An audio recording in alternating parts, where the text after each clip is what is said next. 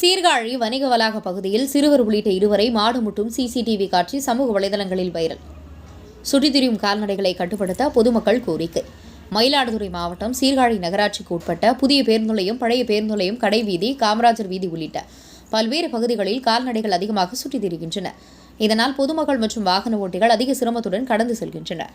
இந்நிலையில் பழைய பேருந்து நிலையம் அருகே உள்ள வணிக வளாகத்தில் பொருட்கள் வாங்க வந்த சிறுவர் உள்ளிட்ட இருவரை மாடு முட்டும் சிசிடிவி காட்சி சமூக வலைதளங்களில் பரவி வைரலாகி வருகிறது.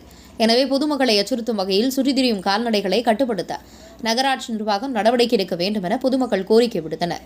உங்கள் பகுதியில் உடனுக்குடன் முக்கிய செய்திகள் உங்கள் விரல் நுனியில் காண எங்கள் தவசி நியூஸ் 24 சேனலை காண தவறாதீர்கள். உங்கள் சீர்காழி செய்தியாளர் சாமி பத்மநாபனுடன் உங்கள் தவசி ரமேஷ்.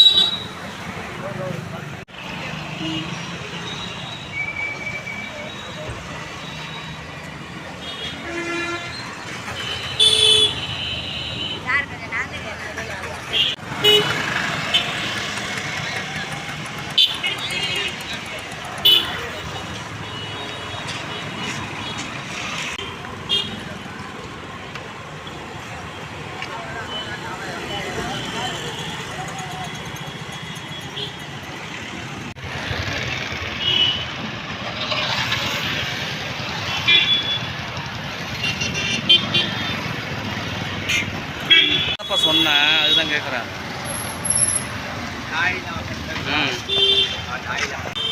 பார்த்தேன் நான் நேற்று தான் அதை யோசிச்சுட்டு இருந்தேன். அந்த செய்தி பண்ணலாமான்னு ஒரு ஐடியா யோசித்தேன்.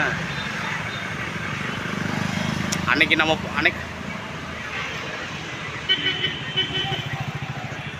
இல்லைப்பா, அன்றைக்கி தான் அந்த செய்தி நான் எடுத்தேன். அதுதான், இல்லைன்னா லேப்டாப் இருந்துச்சுன்னா எனக்கு என்ன இந்த யோசிக்கிறேன் தட்டி தூக்கியிருக்க மாட்டேன்.